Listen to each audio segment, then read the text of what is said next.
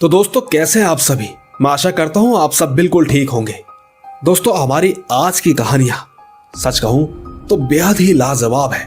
Shortcut में बताऊं तो यूं समझिए, ये नहीं सुना तो क्या सुना।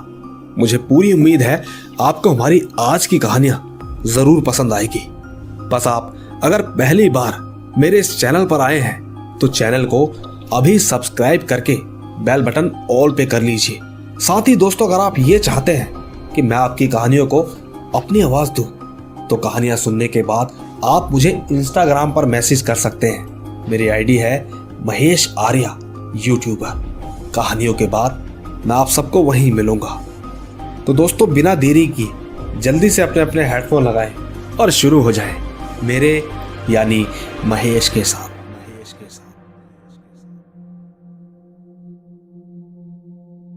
दोस्तों मेरा नाम अभिषेक मीणा है। मैं कारपेन का रहने वाला हूं और आज जो कहानी मैं आप सभी को बताना चाहता हूं वो मेरे और मेरे दोस्तों के साथ घटी एक सच्ची घटना है। दोस्तों दरअसल बात उन दिनों की है जब मैं और मेरे दोस्तों ने अपने गांव की नदी की तरफ पार्टी करने का सोचा था। उस वक्त शाम के 5 बज रहे थे तो हमने सोचा कि वहां पर रात के 8 बजे चलेंगे और फिर वहां से ठीक 11 बजे तक घर आ जाएंगे। हम ये सब सोच ही रहे थे कि तभी मेरे दोस्त ने, जिसका नाम विजय है, उसने बोला कि वहां पर तो भूत प्रेतों का वास है, इसीलिए हमारा वहां रात में जाना बिल्कुल ठीक नहीं रहेगा। उसकी बातें सुनकर मेरे दोस्त बंटी ने कहा कि ये सब बकवास बातें हैं, ऐसा कुछ भी नहीं होता। मैं तो इन पर बिल्कुल यकीन ही नहीं करता हूं। हालांकि दोस्तों मैं भी इन बातों पर यकीन नहीं करता था, इसीलिए हम दोनों ने मिलकर विजय को वहां जाने के लिए राजी कर लिया। इसके बाद हमने कुछ खाने पीने की चीजें ली और 8 बजे तक जाने के लिए सारी तैयारियां कर ली थी। लेकिन विजय थोड़ा घबराया हुआ सा था। वैसे हमने ऐसे भूत प्रेतों के किस्से कहानियां सुनी तो बहुत थी, पर नदी के पास हनुमान जी का मंदिर भी तो था। उसकी वजह से हमारा हौसला बढ़ रहा था। इसी बीच हम नदी की तरफ चले गए थे। वहां पर हम तीनों ने बहुत मस्ती की, बातचीत करते हुए खाना भी खाया। हम लोग पार्टी में इतना खोए हुए थे कि हमें समय का अंदाजा ही नहीं हुआ। जब मैंने अपने फोन में समय देखा तो रात के तकरीबन 12 बज चुके थे।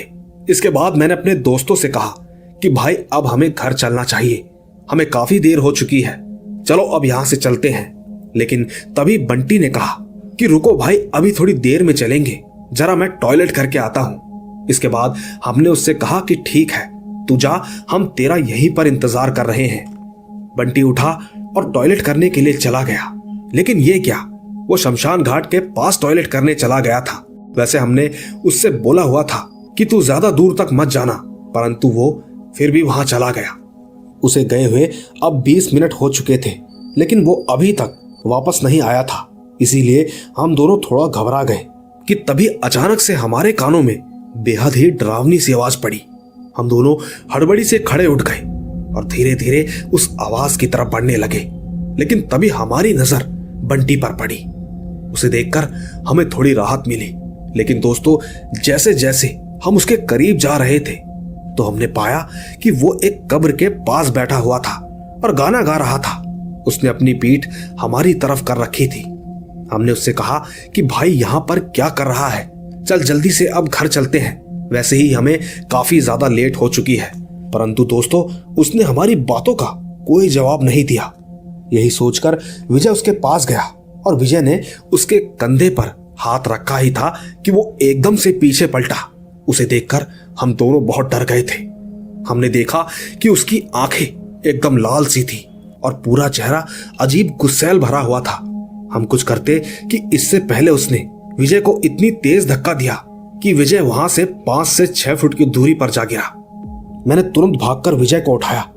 बंटी की ये हरकत के बाद हम दोनों डर से कांप रहे थे और फिर हम दोनों वहां से हनुमान मंदिर की तरफ भागने लगे। पीछे पलटे तो बंटी भी हमारे पीछे पीछे आ रहा था। इसके बाद जब हम मंदिर के अंदर पहुंचे तो हमने पुजारी जी को आवाज लगाई। उनके आते ही हमने उन्हें सारी बात बताई। उन्होंने फौरन मंदिर के अंदर आने को कहा। जब बंटी मंदिर के पास पहुंचा ही था तो उन्होंने कुछ पत्ते उठाकर बंटी की तरफ फेंके, जिसकी वजह से वो चीखने चिल्लाने लगा। हालांकि वो थोड़ी ही देर बाद बिल्कुल ठीक हो गया था। तब जाकर पुजारी जी ने हमें बताया कि तुम्हारे दोस्त ने किसी के कब्र के पास ये उल्टा काम किया था। कहते हैं कि 4 साल पहले एक आदमी उसी कब्र के पास गया था तो वहां कुछ गुंडों ने उसे मार दिया था। शायद तभी से उसकी आत्मा वहीं पर भटकती रहती है और तो और अक्सर वो कई लोगों को परेशान भी करती रहती है। अब इस बात में कितनी सच्चाई है ये तो आप लोगों से बढ़कर कोई नहीं जान सकता। तो दोस्तों देखा आपने, ये थी अभिषेक की कहानी। इनकी कहानी आपको कैसी लगी नीचे कमेंट में जरूर बताइएगा। तब तक मैं ले चलता हूं आपको हमारी आज की दूसरी कहानी की तरफ। आइए सुनते हैं। दोस्तों आज जो कहानी मैं आप सभी को सुनाने जा रही हूं वो मेरे साथ घटी एक घटना है। वैसे ये बात उन दिनों की है जब मैं 2nd ईयर कॉलेज में पढ़ रही थी। कॉलेज के साथ साथ मैं नौकरी भी कर रही थी। एक दिन की बात है, हुआ यूं कि हम सभी ऑफिस के स्टाफ वालों ने पार्टी करने का सोचा। उस समय नवंबर का महीना था, महीना ठंड का था, इसीलिए हम सोच रहे थे कि हम पार्टी कहां पर करेंगे। उसी बीच हमारे ग्रुप में एक लड़की थी जो फैमिली बैकग्राउंड से हम सब में सबसे अमीर थी। उसने हमसे कहा कि मेरे पिताजी का एक फार्म हाउस है, हम सब वहां पर पार्टी कर सकते हैं और तो और वो जगह शहर से काफी दूर है तो हमें वहां कोई परेशान भी नहीं करेगा। दोस्तों उस वक्त तक तो मैंने कोई फार्म हाउस देखा भी नहीं था, इसीलिए मैं काफी ज्यादा एक्साइटेड थी। उस लड़की का फार्म हाउस हाईवे के रोड से काफी अंदर की तरफ जंगल के पास था। जब हमारी वहां पर जाने की पूरी प्लानिंग हो गई तो मैंने अपने घर आकर अपनी वहां से जाने की परमिशन ले ली थी। आखिरकार जिस दिन हमारी पार्टी थी वो दिन भी आ ही गया था। पार्टी तो रात के 8 बजे थी और हम सभी ऑफिस के दोस्त फार्म हाउस के लिए निकल गए थे। हम सब कुल मिला के 12 लोग थे, कुछ लड़कियां और कुछ लड़के। जब हम हाईवे पर पहुंचे तो मैंने देखा और सोचा कि ये तो जंगल जैसा लग रहा है। अंधेरा भी काफी हो चुका था, वो इलाका एकदम सुनसान सा लग रहा था। कहीं रोड पर कोई भी स्ट्रीट लाइट नहीं जल रही थी। हम बस अपनी गाड़ी की रोशनी से ही आगे बढ़ रहे थे। बस कुछ ही अंदर जाते जाते मेरी दोस्त का फार्म हाउस आ गया। वहां पहुंचकर हमें तो काफी अच्छा लग रहा था। हम सभी उसके अंदर जाते ही मस्ती करने लगे। फिर जब 9 बज चुके थे तो हमने तुरंत खाना भी गर्म किया और सब लोग मिलकर खाने भी लगे। इसी बीच कुछ लोग तो म्यूजिक चलाकर नाच भी रहे थे। फिर जब मैंने घड़ी में समय देखा तो 10:30 बज गए थे। मैंने सभी से कहा कि अरे यार काफी देर हो गई है, चलो अब घर चलते हैं। उस वक्त सबने मुझे कहा कि हम तो यहाँ कुछ देर और रुकेंगे, तुम्हें जाना हो तो चले जाओ। दोस्तों उनकी बातों से ये साफ लग रहा था कि ये 2-3 घंटे से पहले यहाँ से निकलने नहीं वाले। इसीलिए मैं वहां से अपनी स्कूटी लेकर घर की ओर निकल पड़ी। फार्म हाउस से निकलने के बाद मैंने देखा कि अब तो पहले से भी ज्यादा अंधेरा और एकदम खाली और सुनसान रोड थी, जैसे कि मैंने आपको पहले बताया था। पर मैं अपनी स्कूटी की रोशनी से आगे बढ़ते जा रही थी। कुछ दूर पहुंचते ही मेरी स्कूटी अपने आप बंद हो गई। तब मैं सोचने लगी कि अब इसको क्या हो गया। इसके बाद मैं बीच रोड पर अपनी स्कूटी को खड़ा करके चेक करने लगी कि आखिर इसमें दिक्कत क्या आई है। इसी बीच अचानक ही मेरी स्कूटी की चाबी नीचे गिर गई। अंधेरा होने के कारण मुझे कुछ भी दिखाई नहीं दे रहा था, पर मैंने अपने फोन की लाइट चालू की और चाबी को ढूंढने लगी। कुछ देर बाद मुझे चाबी मिल गई। सच कहूं तो उस समय तक तो मुझे जरा सा भी डर नहीं लगा। जब मैंने चाबी को स्कूटी में लगाई तो स्कूटी चालू हो गई। मैं धीरे धीरे हाईवे की तरफ जाने लगी। इसी बीच मैंने एक बात नोट की और वो ये कि मेरी स्कूटी का वजन भी काफी ज्यादा हो गया था। मानो ऐसा लग रहा था कि जैसे कोई मेरे पीछे बैठा हो। पर मैंने इस बात पर ज्यादा ध्यान न देते हुए अपने घर पहुंचने पर ध्यान दिया। इसी चक्कर में मैं स्कूटी भी काफी तेज चलाने लगी। मैं करीबन आधे घंटे के बाद में अपने घर पहुंच गई थी। घर पहुंचकर मैंने पाया कि सभी लोग सो रहे थे। मैं चुपचाप अपने कमरे में गई और फ्रेश होने के बाद सोने लगी। उस वक्त मेरी माँ और मेरा भाई बेड पर सोए हुए थे, तो मैंने अपना बिस्तर नीचे जमीन पर लगाकर सो गई। लेटने के बाद मुझे नींद नहीं आ रही थी। फिर 10 मिनट के बाद मैंने अपनी आंखें बंद की तो मेरे कानों में किसी के सांस लेने की आवाजें आने लगी। मैंने तुरंत अपनी आंखें खोली और अपने आसपास देखने लगी, पर मुझे कोई भी दिखाई नहीं दिया। मैंने दोबारा अपनी आंखें बंद की लेकिन फिर भी मुझे वैसा ही महसूस होने लगा। ऐसा लगातार कम से कम 5 से 6 बार हुआ। इसके बाद मैं डर गई। मैं अपनी माँ को आवाज लगाने की सोच रही थी, पर मेरे हाथ पैर एकदम से जकड़ गए थे, मानो किसी ने जोरों से मेरे हाथ पैर पकड़ लिए हो। मैं अपनी जगह से हिल भी नहीं पा रही थी और ना ही मेरे गले से कोई आवाज निकल रही थी। मैं सोचने लगी कि अब क्या करूं, कि तभी मैंने अपने मन ही मन हनुमान चालीसा पढ़ने लगी। जैसे ही मैंने हनुमान जी का नाम लेना चालू किया, मानो ऐसा लगा कि मेरे पास से कोई चीज तेजी से भागकर घर से बाहर चली गई। इसके बाद सब कुछ नॉर्मल हो गया था और फिर रात भर मैं आराम से सो गई। अगली सुबह मैंने माँ को रात की घटना के बारे में बताया। माँ ने तुरंत मंदिर से राख का टीका लगाकर कहा कि आगे से कभी भी देर रात और सुनसान जगह से बिल्कुल मत आना। दोस्तों, इसी के साथ मेरा एक और किस्सा है। उस वक्त मैं बहुत छोटी हुआ करती थी। तब मैं स्कूल में पढ़ती थी और हमारा स्कूल घर से काफी दूर था, तो मैं हमेशा ही घर से जल्दी निकल जाती थी, क्योंकि मैं अक्सर पैदल ही जाया करती थी। मैं पूरे रास्ते खेलते मस्ती करते हुए जाती थी। दोस्तों, मैं एक बात आप सभी को बताना चाहती हूँ कि हमारे स्कूल के पास एक काफी मशहूर बगीचा है। उसमें झूले और काफी अच्छे अच्छे फूल पौधे लगे हुए हैं। उन दिनों वहां काफी अच्छे अच्छे फूल और पौधे लगे हुए थे।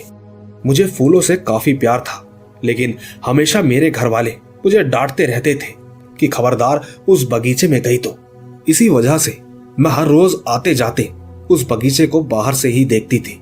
मेरे पिताजी उस समय फौज में थे, तो हमारी देखभाल मेरे चाचा जी करते थे। एक बार हमें स्कूल से जल्दी छुट्टी हो गई, तो मेरे मन में अचानक ख्याल आया कि आज बगीचे में जाती हूँ। वहां जाकर कुछ देर खेलने के बाद वापस घर लौटकर चली जाऊंगी। बस फिर क्या था, मैं उस बगीचे के अंदर चली गई। पहले तो मैंने बगीचे में जाकर सुंदर सुंदर फूल तोड़े और अपने सर पर लगा लिए। फिर थोड़ी देर वहां खेला भी। झूला झूलने में तो मुझे बहुत मजा आ रहा था। इसी वजह से मुझे समय का पता ही नहीं चला कि कब शाम हो गई। फिर मैं वहां से घर के लिए निकल गई। जब मैं घर पहुंची तो देखा कि चाचा जी घर के बाहर मेरा इंतजार कर रहे थे। जब मैं उनके करीब पहुंची तो उन्होंने मुझे सीधा 2 थप्पड़ मार दिए और चिल्लाकर बोलने लगे कि तू इतनी देर से कहां थी।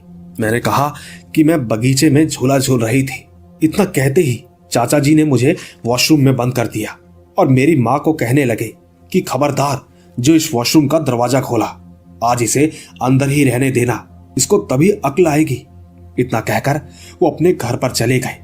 मैं वॉशरूम में बैठकर काफी देर तक रोती रही। मैं लगातार ये भी कह रही थी कि माँ अब से ऐसा नहीं करूंगी, आप प्लीज दरवाजा खोल दो। काफी देर रोने के बाद जब दरवाजा नहीं खुला तो मैं रोते रोते ही वहीं पर सो गई। काफी रात हो चुकी थी। तब चाचा जी आए और उन्होंने दरवाजा खोला। वो मुझे घर के अंदर लेकर गए और समझाया कि आज के बाद से स्कूल से घर और सीधा घर से स्कूल जाना, ध्यान रहे, अगर बगीचे में गई तो बहुत पिटाई करूंगा। इतना कहकर वो अपने घर पर चले गए। मैं तुरंत अपनी माँ के पास गई और उनसे माफी मांगी। कहा कि माँ मुझे माफ कर दो, अगली बार ऐसी गलती नहीं करूंगी। माँ ने कहा कि बेटा तेरे चाचा जी बुरे इंसान नहीं है। उस बगीचे में ना जाने की भी बहुत बड़ी वजह है, जिसकी वजह से वो तुम्हें मना कर रहे हैं। मैंने माँ से कई बार पूछा कि आखिर वजह क्या है, आप मुझे प्लीज बताइए। तब जाकर कहीं माँ ने बताया कि हमारे गांव के पास एक खाली बंद घर है जो तूने देखा है। ये बात उससे जुड़ी हुई है। वैसे काफी साल पहले की बात है। उस घर में भी लोग रहते थे और उसी घर में एक लड़की भी रहती थी जिसका नाम रोजा था। वो दिखने में काफी खूबसूरत थी। पूरे गांव में उसके जैसा खूबसूरत कोई भी नहीं था। एक दिन वो गलती से उस बगीचे में चली गई। वहां पर उसने खेलकूद किया, बगीचे के फूल भी तोड़कर अपने सर पर लगाए।